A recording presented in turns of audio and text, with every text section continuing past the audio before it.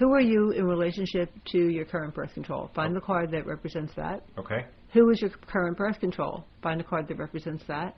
Who is your current birth control? Okay, so first is you in relation to your current birth control, and now who is your birth control? Right. So you're going to have two cards that have a relationship to each other. Right. Okay. Now, what if there was an ideal birth control? Which would it be? Oh, okay. And a fourth card that represents who you would be if you had the ideal birth control. Did you hear that sound? Did you hear that sound? Pop? It was the sound of my popping my brains back into my head because I understand now. I thought I heard it. Yeah, good. That's good. I get it. We've been living together too long. Yeah. I understood exactly that you were thinking pop. Yeah. Oh, God. It makes sense. I get it now. Cool. And then what do you do once you have those four cards?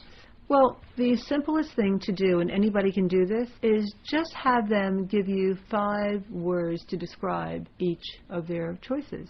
So now you forget about birth control entirely. You just say, okay, now let's look at the card and give me 5 words to describe that character.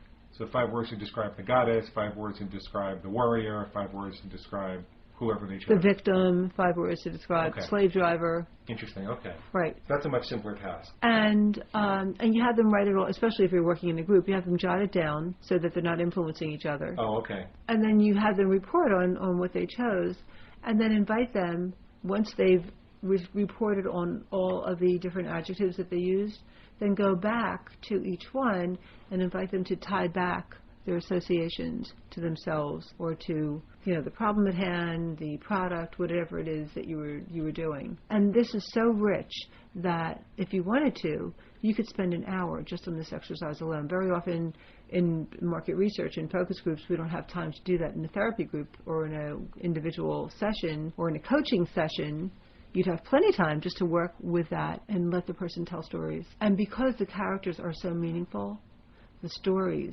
are, just like, you know, you said your brain was exploding before, people start exploding with associations. That's what I wanted to get across to people, that this sounds like a project maybe you put together in a weekend, but really it's the pinnacle of 20 years of work, figuring out how to get people to open up most fluently and easily and non-defensively without feeling uncomfortable or embarrassed or anything like that. And the reason that that works so well is that it's an opportunity for them to play a game and project onto the cards, you know, to free associate to the cards and step out of themselves for a moment, and then we invite them to step back. Got it. And so, and they experience it at the game, they laugh at the cards, and, you know, because there are so many different roles there, and they can identify with more than one, and you can let them choose more than one. It's a choice that I make, whether I have them pick just one for a particular aspect or let them choose more than one. But it's a great warm-up, or it can be a great in-depth technique. Got it.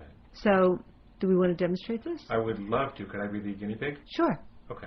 Can I ask you one more question before you do? You can ask me too. How do you tie it all together at the end? Well, what you're going to have at the end is a story. So, for example, with the birth control story, it might be something like the person feels enslaved to their current birth control because they have to take a pill every day. So the current birth control is the master, and they are the slave? Right.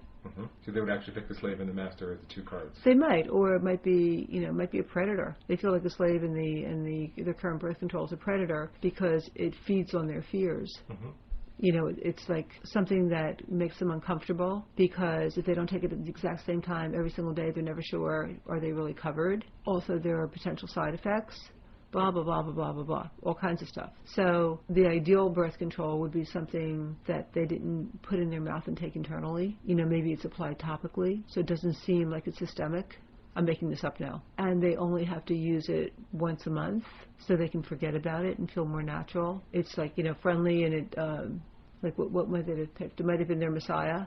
So that means they don't gain any weight because the Messiah wouldn't make you fat. And then what happens is they can be this cosmic goddess who's flitting around the universe, gorgeous, you know, sexy dress where she feels free and in control and magnificent instead of a slave. Okay, and now you totally understand why she does what she does with the birth control and what she picks. I see. Right. Okay. So now can I be the guinea pig? Yep.